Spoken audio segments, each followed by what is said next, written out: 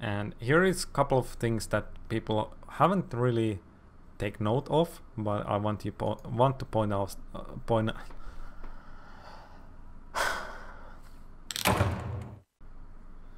Hello guys, my name is Rebel League, and as I promised, I will go through the Monster Hunter World gameplay trailer real quick here. I want to go through this as fast as possible. I'm not going to go through the whole gameplay trailer because I think that other YouTubers have already done that and explained what is happening. I'm going to go through everything that I think are interesting to see, and I hope that some of this stuff is actually something that you completely missed and didn't know about. And yeah, because definitely there were a lot of stuff, like everything that I point out here were stuff that I didn't actually notice when I was looking at this trailer.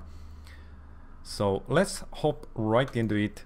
And right off the bat, as the hunter arrives, we can see that weapon of his. So there is a significant emblem on that weapon, and I think a lot of you guys will notice or actually know that emblem from Monster Hunter Generations specifically. And I don't think that emblem overall is anywhere else in the game other than after Monster Hunter Generations. That kind of game, the Generations Faded 4 logo. The hunter opens up his map, and we can see that the map is laid down into the 3 levels. Very Unreal Engine type of stuff. I think it's Unreal Engine, but it is that sort of actually Doom has this, the newest Doom game has the same type of a thing where you have your first level, second level, third level. And on the right hand side you can see L1 and R1. Keep this in mind as we go along here. You can see there is one green and the rest are empty.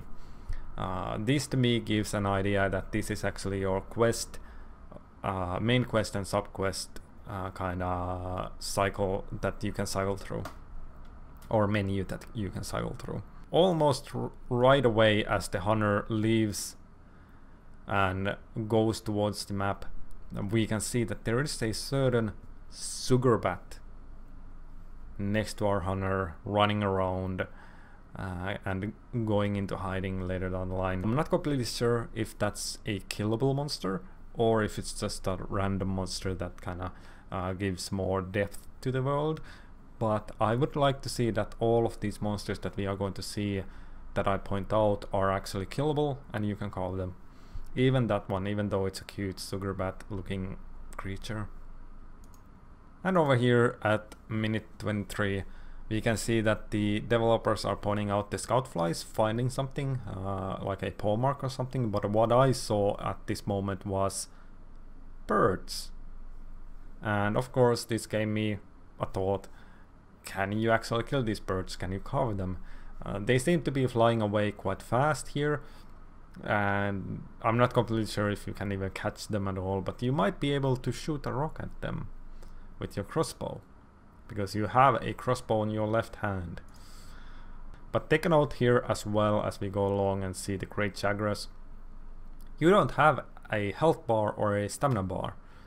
Neither of those things are active at the moment. What does this mean? Personally, I'm not completely sure what this means. Do they get active at the very moment you get hit? And do you have infinite stamina to run? These two things I'm thinking about when I see that we don't have stamina or health bar. Right here, I'm not focused too much on the little chagras eating their food, but instead in the distance we can see two dragonflies, and those are indeed colored red, so they have a little tail. That tail can be either blue or red, and we see on the shorter trailer that those dragonflies actually kind of hover around the hunter and are completely blue. They don't get aggressive to the hunter, but instead they get aggressive when a huge monster kind of leaves the area or goes somewhere, and they kind of get aggressive at that moment. So this to me makes me think that this is another hint for the hunter to kind of take a look at the environment and look at, okay, if you can't find the monster through looking at your scout flies, you might look at those little dragonflies instead and see if there's a direction that the hunter or the monster has gone to. So after he has leveled up his scout flies, he goes to a cave, and this is again one of those things that I want to point out is this exact moment right here. And I'm not sure what to think about this. There are bats. Can you kill those? Can you carve those? They seem to be so small that you might not be able to actually kill them and carve them, but I would like to, like I said, I would like to think that everything that you see in a Monster Hunter game is killable, especially when they are this noticeable. Of course, I do know that in previous games there were very small monsters like turtles and frogs that you could see, like in the textures mostly, but of course you couldn't do anything to textures. But these are not textures, so they are living and breathing and everything. So I want to think that these are things that you can actually kill and maybe carve as well. He aggroed Angerath for 1, so our health bar and stamina bar goes up. The second thing is the kinda scroll wheel bar with the items and everything. You can see some of the items there. There are antidotes. There's also 5 poison throwing knives and 5 paralyzing poison knife or paralyzing throwing knives. There's also a pitfall trap. It could be a shock trap, but I think it's a pitfall trap. So yeah, take a look at those. One of the items, I'm not completely sure what it is. It might be the ghillie suit that you can put on. So over here, I want you to look at this. He's picking up, currently he has equipped, of course, his stones that he has been shooting. So here he picks up either 2 things. It is either tropical berries or it's paintball berries. I'm not completely sure because the guild helper lady, I can't remember what they call them, guild gals or something, points out that it is a tropical berry, but I think it's a paint berry for a simple fact that we see here. But the lady is kind of pointing out a orange berry, which to me is tropical berries, which would of course completely prove that there are points in this game, caravan points, because tropical berries are of course account items, whereas paint berries are, you know. But yeah, he equips the paint berries on his crossbow on the left hand. So at this moment right here, the hunter kind of takes out his crossbow and shoots it with the paint berries equipped, and now we have only 2 out of 3 paint berries. So he shoots it with his crossbow, and I think he paints the Great Jagras at that moment.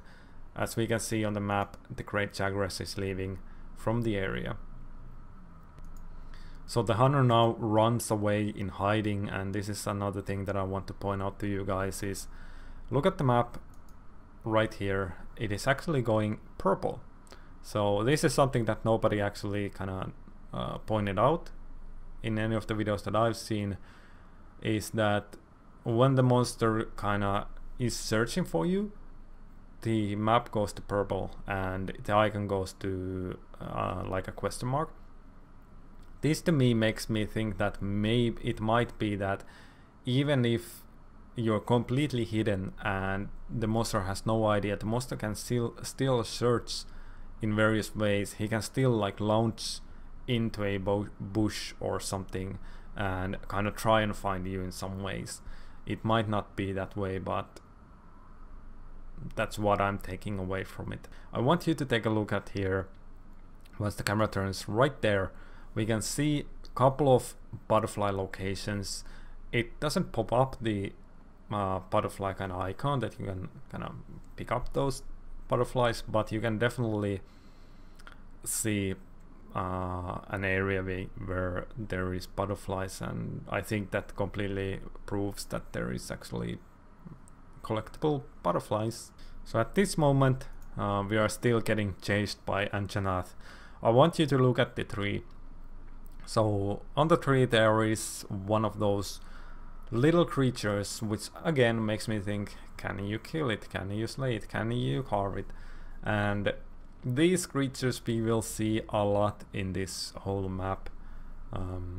I think these are the creatures that you can kind of fast travel with, but these are very, very small versions of those, at least from what we see here as they kind of fly around. But we will see those guys later down the line as well. But we also see here are some flash bugs that you can shoot, and those will of course flash Anjanath, so you don't need to use a flash bomb. But you also see a node that you can use to grapple your way up. But what you see as we go take our way up here is another one of those creatures that I pointed out earlier. Now with his wings completely opened, it does look a little bit different than the ones that were down below, so I'm not completely sure if they are the same monster or different.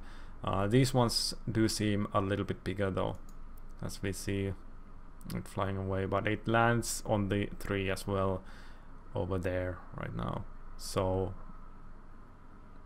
definitely looks like the same monster as they kind of land. But yeah, going towards the Rathalos nest now, and we will see something new there as well. So right here, as we turn around, we can see 3 Vespoids taking a return. Taking a return indeed. I was kind of trying to make that like a hyping thing, like Vespoids. Completely missed that point. But yeah, Vespoids or Nahabras, whatever you want to call those. Could be that both of those are taking a return, but those look like Nahabras though. So yeah, they are taking a return, and we will see later down the line that one of them is actually carvable as well. So as Rathalos kinda throws Anjanath down to the ground, we can see the hunter closing in, and there is a Nahabra on the ground. So definitely means that you can actually carve that, and definitely means that there is an armor based on that enemy type, either Nahabra or Vespoid.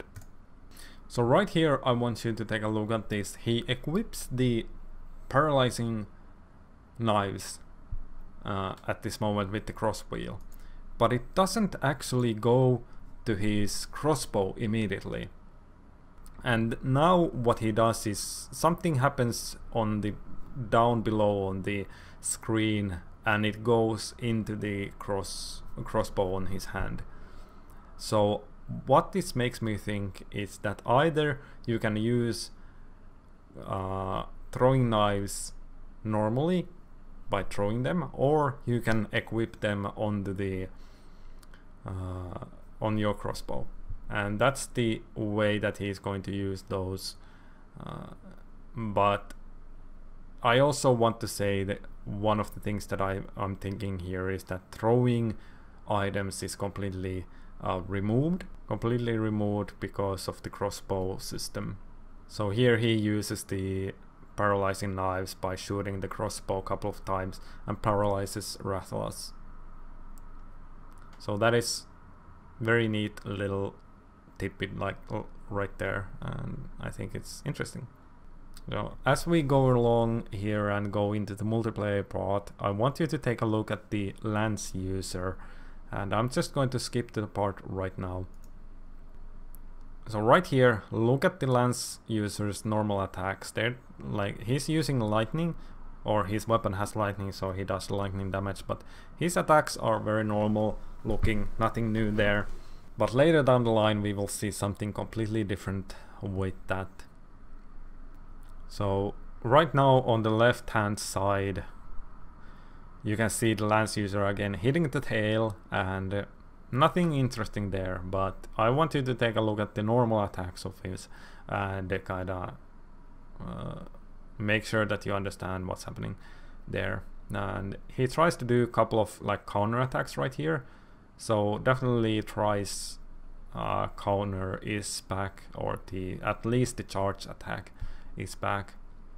So right here again we see one of those creatures on the tree, and makes me think, can I kill it? Can I carve it?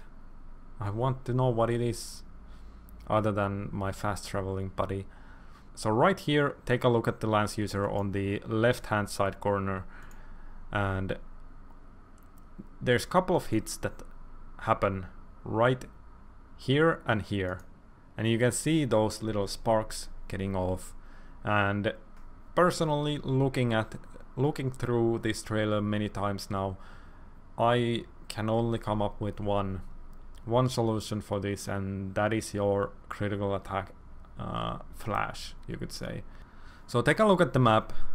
What you can see, this is something that I completely forgot to point out previously, is one of the paths that goes out of the map.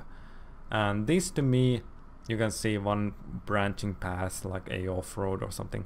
I think what this means is you can either go through those to get back to your hub area, or that leads to another one of these maps that we see right here, like maybe a different locale, like a winter area or a desert area. But on top of that, because there are levels on the map, like level 1, level 2 and level 3, there are also other branching roads, I think, from looking at some of the like opaque roads on top of the main map. It looks like there is a lot of those roads getting off the map. And another thing that I want to point out to you guys is the quest dialogue now, L1 and R1. Currently you can see that there are indeed those dots that I mentioned, and definitely means that we are currently following the main quest, and we also have 7 other quests, or 6 other quests. Is it 6? I think it's 6 other quests that we can also follow up on. So it's not like, okay, well, press R1 and you get like something else than a map, but it's instead it just cycles through the quests, I think, at least. But as we go along and get ourselves off the map, we can see something very unique here, very unique stuff. So he leaves the map, and right there you can see on the distance, on the background, you can see a butterfly creature, or a wispoid kind of a creature that is carrying something green with him. I honestly think that this is one of those bugs that you can use for your advantage, to either help with you on the hunt. Like maybe it's a poison thing that you can shoot and it does poison damage to the monsters or whatever. It could also have something to do with the scout flies, because the scout flies are also green. So here in the base camp we can see that there is a couple of things that I want to point out. One of the things is a sword and shield, and the other is dual swords. So the sword and shield, as we see here, is actually a poison sword and shield, and it's reminiscent of like bone grease or hunter's knife, and some mix between like a Chaggy's sword and shield. So it's definitely a new type of sword and shield that I haven't seen or I can't remember. But it does poison damage, and this to me makes me think that maybe there's a chance, a little bit of a chance, that Poison Battle Axe is taking a return, which would be amazing. Poison Battle Axe, one of the favorite sword and shields in Monster Hunter 1. And so let's go forwards and now look at the dual swords. And for this I can give you a little bit more information. So I think these sword and shields are your sword and shield, or sorry, these dual swords are your dual swords that you make from Chagras. Not the great Chagras necessarily, but Chagras, those green little guys. Aliens. I mean those like the baby Chagras. And the reason why I say this is because of the stat values. looking at the stats, these stats represent the exact opposite of Luthor's dual swords. So when you went in the Monster Hunter Tri or 3 Ultimate and made your dual swords, once you had your first Luthor kill and you were able to upgrade those to a water dual sword, this is what you had. You had the same stats, closer, a little bit different, but still in the same kind of range. So yeah, nothing else here other than a longsword, which we all know and love or hate. Fire longsword of Rathalos. After they sleep bomb Anjanath, we can see that the lance user hits Anjanath to the leg a couple of times, and we can see those sparks flying around again. There's one, so that's interesting to me. And after this fight, this is going to be a long fight, but we are just going to skip through it. You can see after Anjanath leaves the area, we can see that the gunner is looking at a fish in the water, and we can all remember those fish from Monster Hunter Tri and 3 Ultimate. They are making a return, and yeah, there's nothing too much about it because they didn't really give anything else than maybe shark fins or something else. And yeah, I hope they do something interesting with them, at least, like make us actually hunt those things for some parts. And after that, really, there wasn't anything else that I could find that was interesting to point out. The lance user did his attacks again a couple of times, and he was doing the sparkling critical hits, I think. But other than that, there wasn't anything that I could point out that already hasn't been kind of pointed out by Gaijin Hunter or other YouTubers that did a more throughout look into this. So yeah, I hope you have enjoyed what I have pointed out, and I hope that some of the stuff that I pointed out was new to you. And if it was new, please post down your comments down below and let me know what you think. And if everything that I pointed out was something that you already knew, then I'm sorry, but these were the things that I thought that I didn't see on my first couple of views that I took on the gameplay. So yeah, I'm sorry about my English. It's really making an effect when you talk 30 minutes straight and just keep on talking about this stuff. But yeah, if you liked the video, hit that like button. If you didn't, you know what to do. And as always, guys, stay awesome, and we will see you guys next time. And happy hunting, as always. Happy hunting.